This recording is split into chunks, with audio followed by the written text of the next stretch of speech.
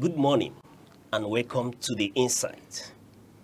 Today on the Insight, we'll be x-raying the deep bruises that is left behind by violence and poverty. In fact, these two issues leave deeper bruises on their victim. And today we'll be looking at the issue, or the focal point is beyond bruises, confronting gender violence and conquering poverty. And joining us today to x-ray and give a postmortem analysis on this issue is Very Reverend Uzoma Promise Obodo. He is Presbyter Methodist Church Nigeria and founder Impact Life at 40 Care Foundation. Reverend, it's a pleasure to have you on the Insight. Thank you so much. God bless you. You're welcome. You're welcome, sir. So, for the sake of our audience, before we begin to talk about other things, can you please explain what gender-based violence is all about? Well, I want to thank the leadership of Aneke TV. I also want to appreciate Osai for anchoring this program. When you talk about gender-based violence, we have gender violence, we also have gender-based violence. Okay, sorry. There is gender violence and there's gender-based violence. Okay. Yes. So when you talk about gender violence, you talk about people passing through an experience because of the responsibilities given to them. As a man, you're expected to feed your family. You're expected to give your wife money to go for market and get food items. You have responsibilities that people, unquote, believe that you must do as a man. So these are gender violence. There are some people that because of circumstances surrounding them, they may not be able to meet up. Maybe at the end of the week, you are not able to raise enough resources to give to your wife to buy things. And people may begin to say, look at him, he's a man. He cannot even afford to get food items for his family. But when you talk about gender-based violence, you now talk about what people are passing through because of their weaker level, because of circumstances surrounding them. And most victims of gender-based violence are likely to be women. But when you talk about gender-based violence, it's not just limited to men or women, it's unisex. A man can experience gender-based violence, a woman can also experience gender-based violence. Okay. So when you talk about that, you talk about women or men having terrible experiences. For example, you see some women being subjected to family battering. You see some women being subjected to beating, not taking them, maybe somebody not having the privilege to go to school because he's coming from feminine point of view. And these things are one of the things that are really eating deeper into the society presently. And that is why there's serious advocacy that people should wake up, both at the community level and at the government level. All right. The point here, the emphasis here is that it could be male, it could be female. Yes. Okay, it's not gender specific. It could be any of the genders. Yes. All right. But I want to ask, what are the root causes of gender-based violence? Now, the root causes of gender-based violence is a multifaceted experience or challenge. It has different angles, but the root causes are most often ignorance, and the family where you are coming from. Take for example, where somebody is coming from a remote place. Last week I had the experience of a lady being tortured by the husband. And when the matter came up, I asked her, is it not better that this issue should be reported to the law enforcement agents? And she said, no, please. That experience is a recurrence experience. Why? Because that person is coming from a family where he believes or she believes that the man is all and all. So when somebody is coming from a poor family background, somebody is coming from remote areas, somebody is not well enlightened, I believe the purpose why you are doing this program is so that we'll encourage people to know better than what they know. So the limitations of education, the background of where people are coming from, the experience, social experience, these things can actually cause gender-based violence. Because if you are not properly informed, that person can equally be deformed. Okay. Next I was going to ask if there are traditional norms or cultural beliefs in Nigeria that contribute to perpetuating this gender-based violence. Yes, yes. In fact, that is the taproot. That is where this problem is actually coming from. A situation whereby it is, for example, I grew up in Lafia as a young man. Lafia, currently Nasarawa State. As a young man, there are some homes that a man cannot just enter, and women are not allowed to just come out of such homes. So, and it is their custom, it is their norms. Now, there are also areas, for example, in some of the areas where we are working, you see some people, because their culture is saying that a woman, whatever the man says, you must accept, whether you like it or not. If your parents said, go and marry this person, you must marry such a person. And when you look at it, you see that some of these cultural norms or some of these things is really having a negative effect. And that is why if you want to tackle it, you must also go back to the root cause, which includes that the traditional rulers must be deeply involved. Those community stakeholders must be deeply involved. I'm an advocate of community, town union governance. Some of these things that are causing problems in the society should be taken back to the foundation, and the foundation is the community. And if we get the traditional rulers, there are some communities that a woman cannot be a member of Igwe cabinet. There are some communities that a woman is not permitted to speak. There are even some congregations, some Christian organizations that a woman is not allowed to be a priest. Women are meant to just serve. They are known as weaker vessels. They are not meant to be heard. They are meant to be seen. So this issue has its play in culture, it has its play in religion, it has its play in the society. And for it to be tackled, it must also return back to the grassroots. All right. Before I go to my next question, I want to bring it home a bit. In the beginning, you said this could be talking about gender-based. It has to do with either male or female. And we are talking about violence here. I want to ask, are there situations where men face violence from women?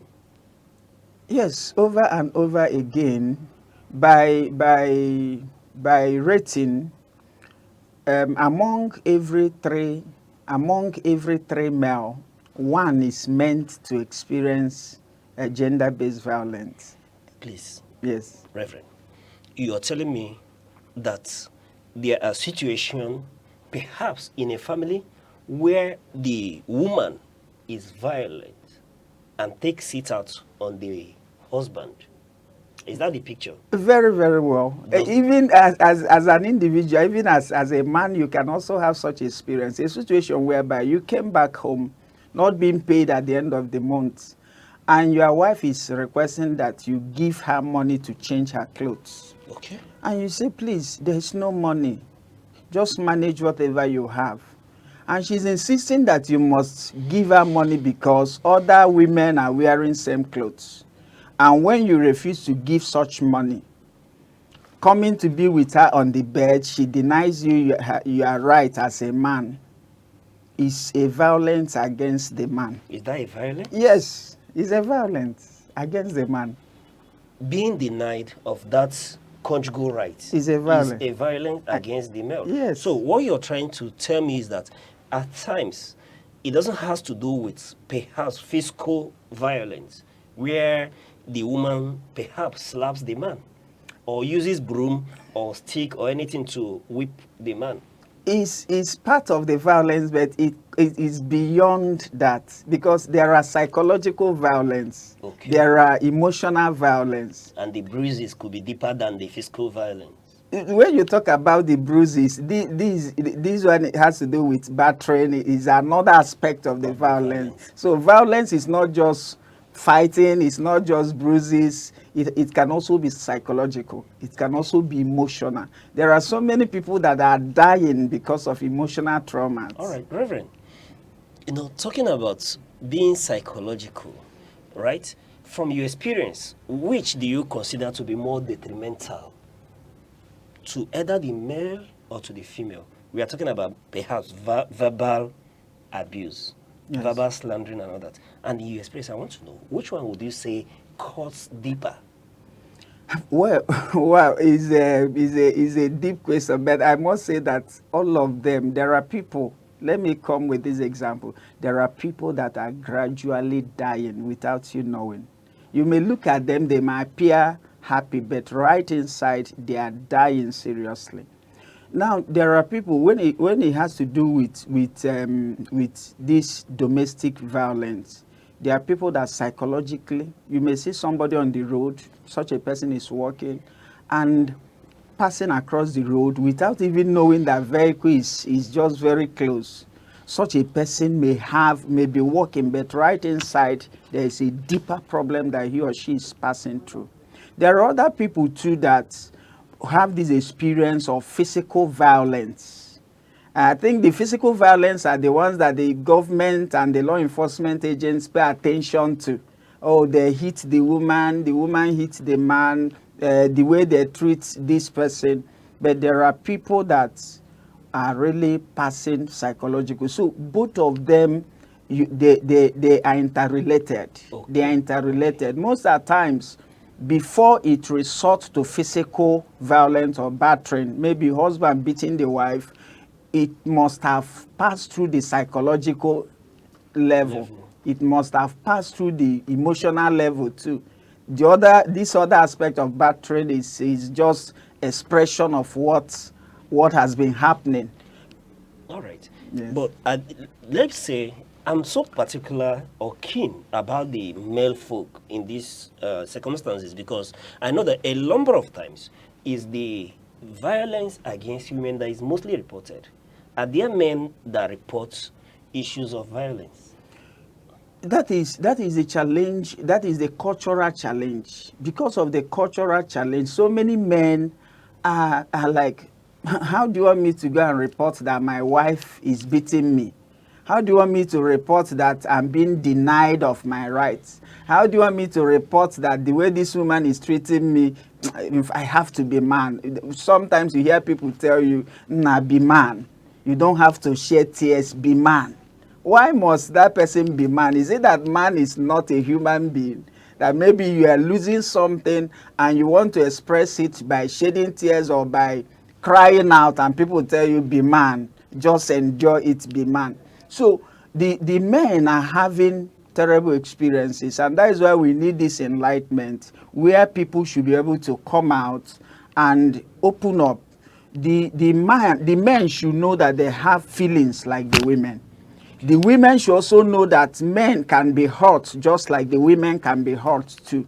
And the violence we are talking about is not just about man and woman fighting, or maybe a man hitting the woman. That there are so many things that could be happening which can also be ascribed as domestic violence. But for so many people, they may not know. Just take for an instance a situation whereby a woman denies the husband the conjugal rights. What do you think the man should do? Ordinarily, most men resort to using or fighting or beating the woman, known as a battering. But the real thing and the main thing that ought to happen is when a man notices that this woman is making me feel rejected, she's making me feel this, the man can also report. Such thing can also lead to separation of marriage. Okay. But many men continue to endure until maybe at that point where you now react physically. People will now say, this is how this man is maltreating the woman. But when you come deeper, you now begin to hear the other side of the story. Okay. And some men will begin to tell you, this woman hardly come back early, this woman hardly do this or that.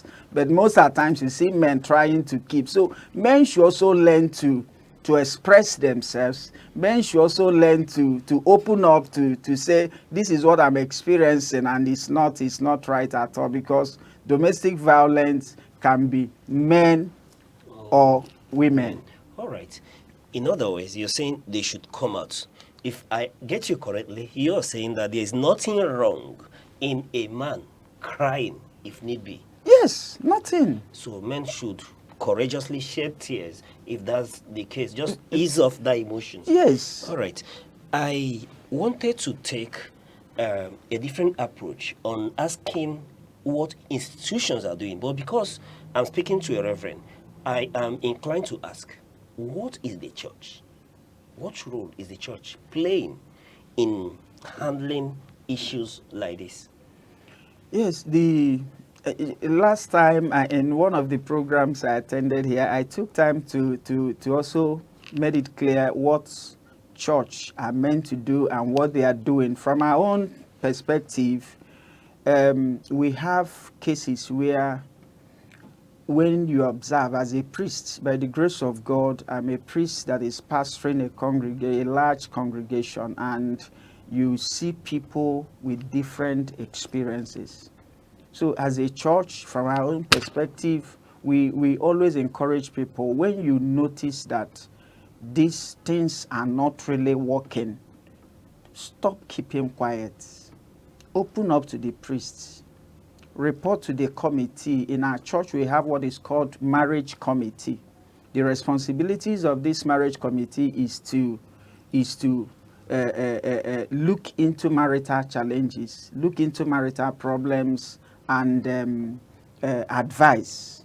In a situation where you notice that this marriage is leading to more destruction or trying to raise havoc, the best thing you do is that you call the parents or you call the people involved. If there are ones that you ought to report to the law enforcement agent, like the other day I shared an experience, a lady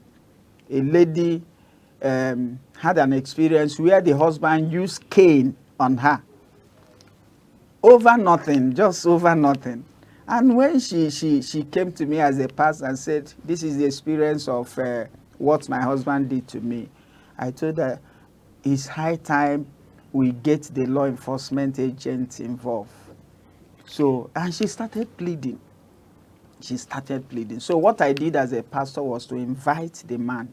Okay. And I rebuked him seriously. And I said, this will be the first and the last of his kind. So as a church, you are meant to be closer, because we are the grassroots. We are meant to be closer to the people, relate to them, have these experiences, and encourage people to report, not to stay in silence, because so many families, so many couples are staying in silence and they are dying gradually. All right. You know, given the culture that we are in, don't you think that a spouse calling the place for, let's say, the husband may lead to an end to that union?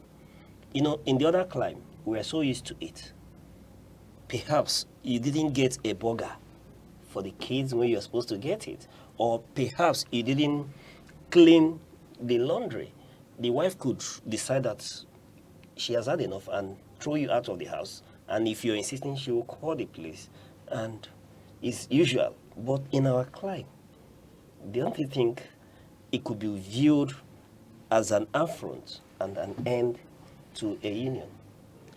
No, no, not at all. The truth is that what matters a lot is exposure. Exposure is very important, and that is why you'll be able to rate that the rate of social media patronage is growing high. People need to be enlightened. All right. People need to be educated. Okay. People need, as a man, you need to come to a point of understanding that you must not always bring money on the table if you don't have it. So many men have resort to stealing just to make sure their spouse or the wife is happy or the children are happy. If the Lord blesses the woman, let the woman take responsibilities. It must not be the man. So this mindset that it must always be the man have made our men from African point of view to always carry loads that are too heavy for them. And thereby they're unable to carry such loads. They'll begin to suffer some internal or psychological traumas, which people may not know. So for those of us over here, this cultural perspective or perception that the man must do this, the man must do this, the man must also do that. Take for instance, there are chefs that are women, that are men, that cooks better than women. So why will it be that as a man you marry the woman and you know you can cook better? Why can't you enter the kitchen and prepare food? Okay. Why must it always be that the woman should always cook? She's the one to cook. If she refuses to cook, no food in this house. These things has to do with perception. And that is why over there, both in US, in London, and so many other parts of the world, people are beginning to know that this family responsibility is not just one-sided. It's shared. It's shared. The man is deeply involved. The woman is also deeply involved. If the woman finds the opportunity of getting a better job, and the man is not privileged of getting a better job, the man can also take care of the children and relax, okay, while the woman does the other way around. So, but over here, you see a man telling the wife, you cannot be working while I stay at home. Or the woman saying, look at you, lazy man, you are staying at home, I'm working. And these things, it's just mindsets. And that is why we need to also revisit our culture and our attitude, because some of these things are coming from the cultural background. Okay, and given what we're discussing, we're in the era of Achalugo and Odogu. And Odogu has to shoulder the responsibilities. Yes, when you interact with a lot of the younger ones, the younger generation, the Gen Z generation, they would tell you, for the ladies, they will say they are Achalugo and they're looking for an Odogu. And Odogu is that male partner who would provide the needs of the family. The Achalugo may not need to work. So are there sensitization effort to carry this generation along for them to see the need that we're in an era of shared responsibility? Very, very well. And that is what we are currently doing. The Acharugo, unquote, should know that you are created. God created you for a purpose. And that purpose is to fulfill your destiny. And that is why in Africa, you see a woman, because you are not privileged to marry, you feel that the world is against you. Why will you feel that the world is against you? Because you are not privileged to marry. You can still fulfill your destiny even without being a married girl or a married woman. We also have this experience that men should also know that God created you as a man to fulfill your destiny. And be focused. And at any point you are moving into marriage, also have this mindset that you are going to get a partner. That is why the Bible said that he that findeth a wife findeth a good thing and shall obtain favor from the Lord. A woman is a partner, not a slave. And if you get a partner, it means that if I cannot achieve this one, likely my partner will help me to achieve this. So the idea of I'm waiting for a man that will buy Venza, buy Jeep, buy this, build house for for my father and this. And let me also use this opportunity to plead with our parents. Is the right time that will give our children the rightful mindset. If a girl is moving into marriage, let the lady know that this marriage is fulfillment of destiny, not a grabbing mindset, going to grab, looking for where to get every money you spent. And if we have this rightful mindset, the marriage of today will be better than what it used to be. So I want to encourage the young people. Nobody should be encouraged to be lazy. People should get themselves doing something. But don't have this mindset that I must be the odogu. That is why people venture into rituals. You see our young people entering into Ezewoke, Ezewai, money ritual. You see so many young boys in the name of Yahoo boys trying to grab money. And the worst is that even when they get such money, they hardly utilize it because it's not money acquired in a genuine way. So people should earn money through genuine means, and these genuine means will pass through processes. It's not cash and carry. It will pass through processes. It may take a little time, but definitely it will come. Then the girls that are moving into marriage, you also have this mindset that I'm going to build a home and I'm not going to grab something from a man. All right. Now, let's look at the national institutions, say the police and the courts. What role are they playing to see that this crisis is curtailed? Now, the government, you know, we have government mechanism in resolving disputes, and but this government mechanism, many of them are not favorable to the society. Government mechanism has to do with the courts, it has to do with the law enforcement agents, but I'm an advocate of alternative dispute resolution. The alternative dispute resolution, we have this mechanism of mediation, of arbitration, of reconciliation, and through this alternative dispute resolution, it provides more solution than just the government mechanism. Now, this mechanism, for example, the police, have been privileged to experience communities passing through violence, passing through these experiences of domestic violence. And when the police officer gets the other arrested, and you go to the police, at the end, they will fuel the crisis the more. They will not give the rightful solution. And that is why most of the police officers, they are being trained on alternative dispute resolution, how best to manage issues. Because what we are looking for is a situation whereby when there is a dispute, people should be able to come to the round table to resolve these disputes, and they'll have a better living. But those mechanisms also, that is the courts and the police, they can also show more effectiveness by ensuring that any matter that gets to them is given proper attention.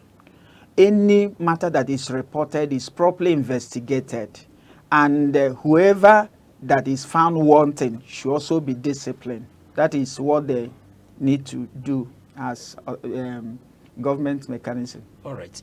From what you said, it would be safe to say that lack of trust in our system, say the police and even the judiciary, helps to fuel this crisis of gender-based violence. Very well. You see so many people, just like we know the issue of Osinachi, the lady that died last time. Up to today, that matter, we cannot really say what is the actual situation with that matter. Most of the times you see an incident that may happen, it will take extra 10 years, 20 years, and that is why people often say a justice delayed is a justice denied. So if justice are delayed, if this matter comes to police and you see tomorrow you see those people going freely, such people will lose confidence in government mechanism. And that is what is happening in the society now. All right. It's a question of justice delayed is justice denied. On that note, we'll go on a short break. I will be back.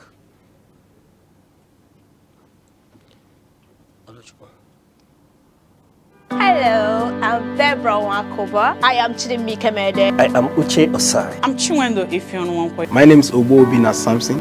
Please keep watching Aneke TV, or you can visit us on our socials like Instagram, Facebook, X, TikTok, or YouTube, all at Aneke TV. This is Aneke TV. We move with the world.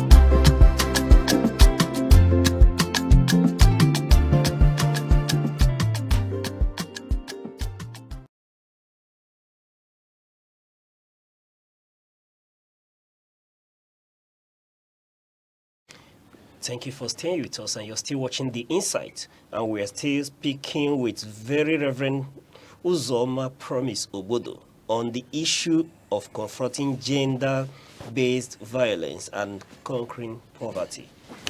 Reverend, let's continue to explore these issues. And I want to ask this time around, what is the Nigerian government's role, or what is the government's involvement in helping to confront the issue of gender-based violence? Well, thank you so much, Osai. The government have vital roles to play. And I believe that the government should do better than they are doing currently. The government has the responsibility to carry out the education. And that is one of the key areas. The education, the educational sector. I thank God for what is currently happening in Enugu, where we are witnessing smart school, and we are believing that if government will toe the line of quality education, it will help to shaping the lives of the society. If we have the rightful people with the rightful mindsets. The other day, we went for a courtesy visit at GTC, and I saw some of the infrastructural developments there. And with such facilities in that school now, you'll be able to see that if a child enters into such school, such a child should be able to know how to venture into production and other key areas. So I request that the government should pay top priority to education. Education is very, very vital. Then another area is awareness. Just like what Aneke TV is doing, we need serious awareness. If the government can pay attention, if the government can give more attention to awareness compared to what they do during election. During election, you hear jingles, you hear awareness, you see people venturing from one place to another. We need more awareness from the government. Then we also need that the government should also consider the area of empowerment. If you can empower people to come out of some of these dungeons, it will help to eradicate or alleviate this gender-based violence. If people are properly tutored on these things, you see that people will walk away from such experience. All right. Let's beam the satellite on you now. We know that you are involved in advocacy to end this menace. So I want to ask, tell us about what your advocacy is all about and again so far. Well, thank you so much. By the grace of God, we started Impact Life at 40 Care Foundation. Impact Life at 40 Care Foundation is a non-governmental organization that the Lord gave me the burden to start, and it kicked off at my 40th birthday. So that was why it was tagged that at 40. Now, I've been privileged to do this pastoral work for about 22 years as a priest in Methodist Church, Nigeria, cutting across so many dioceses. I've pastored for about 6 years at Aba, Omahia, Abakaliki, now in Enugu. Now, what we are doing is that I have come to understand that people at the grassroots, they are really passing through difficult times. People at the grassroots, many of them, to eat is a difficult thing. So many people at the grassroots are facing massive challenge. Last year or thereabouts, the federal government with the Enugu state government, they shared palliative to wards. I was also privileged to be one of the key team that headed that of our ward. But can I tell you that not up to 20% of people at the grassroots had access to the palliatives. Not up to 20%? Not up to 20%. Why is that? Eh? Why is that? The reason is because the government brought nothing. At the state level, you may hear, they brought in 50 trailers of rice, of this, but coming to the grassroots, these things are nowhere to be found. So people at the grassroots are really suffering, and that is why there's need for us to look at the poverty rate of Nigeria. That is why people are shouting for change. That is why people are advocating that the government should look inward and see the possible ways of alleviating the problems. So my foundation, our center advocacy is on the vulnerable and indigent people. Last December, we were able to care for about over 100 and something persons that is indigent, because let me use Igbo. He said, What does that mean? the wretched, not just the poor people, but wretched people. Okay. People that when you enter their room, I had the experience of visiting a woman, and I saw at her 70s, she was lying on just flex. And you begin to wonder, is this thing still happening? But yes, it's happening. And even the child or the children may not be of help to her because they had nothing to offer. There are people that are down there that cannot even have access to a square meal a day. So that is why the Lord laid it in my heart that we should start doing something. And I want to use this medium to tell us that those of us that are better off, know that people are suffering, know that people are passing through difficult times, know that the society is really passing through horrible experience. And that is why we need to draw closer. The government needs to draw closer to the people and see how to help them in alleviating their sufferings. Okay. So in other words, the Impact Life at 40 Care is at the grassroots, mobilizing, creating awareness on the issue of poverty against gender-based violence. Yes, the Impact Life at 40 Care Foundation is at the grassroots, reaching out to the unreached. Reaching out to the unreached. Yes, we are the grassroots, helping people to survive. Okay, before I go into my next question, I want to ask, being a reverend, how do you raise the resources to be able to mobilize and get into the inner city, the grassroots? Well, at my 40th birthday, what we did was that I asked my friends, just like what I rightly said, I've served almost in 10 different dioceses of our church. I had access to friends who are better off. So I asked them, come, we want to institute an NGO. And God helped us.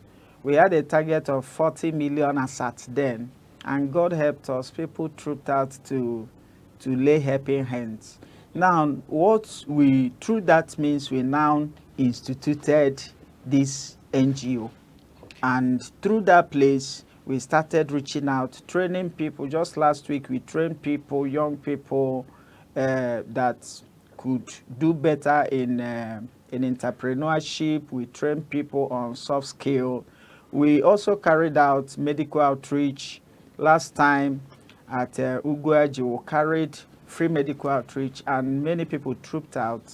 And that is the more we are doing. This year too, before the end of the year, we are believing God that we'll be reaching out to other numerous people. But the truth is that people at the grassroots are really suffering, many people. All right, Reverend, have you tried reaching out to government for collaboration to see to it that you're able to reach the unreached?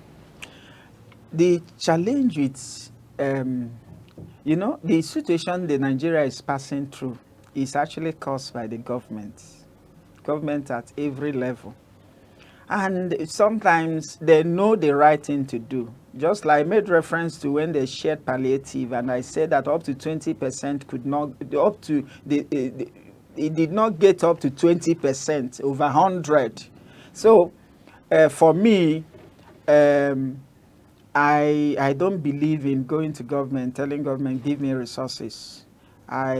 What we are doing, we're able to showcase it on our platforms, and by the grace of God, we'll be partnering with Aneke TV too. If anybody finds it worthy to be part of what we are doing, then that person is free. But for us going down to them, because we need to speak to those in power too, telling them this is what they do and what they ought not to do. So for us, we relate with people of like minds. We relate with people that are passionate. We are not just wanting to just run into government and start begging the government. The government have so many structures on ground, but implementing those structures is very, very difficult. All right. Now, let's link this issue.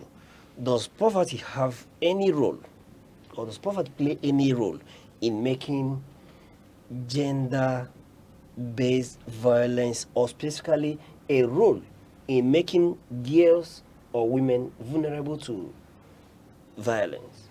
The remote cause of gender-based violence is poverty. Okay. Is poverty. Poverty is the root cause. And without us tackling or assessing poverty very well, you'll not be able to provide solution.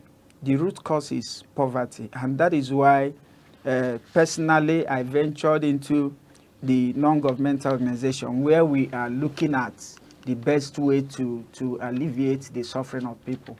When somebody is coming from a very wretched family background and that person's right is being violated, what the person tells you is, I don't have money to go to police station.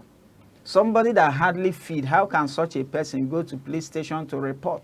Somebody that hardly feed, how can such a person go to court to do matter or to report the case? For you to get a lawyer to advocate for you, you know what it entails. So the root cause of gender-based violence is poverty. Some men may come back because all through the day they strive to work and nothing is happening. When they get back home, they resort to beating their wife, they resort to anger, they resort to this.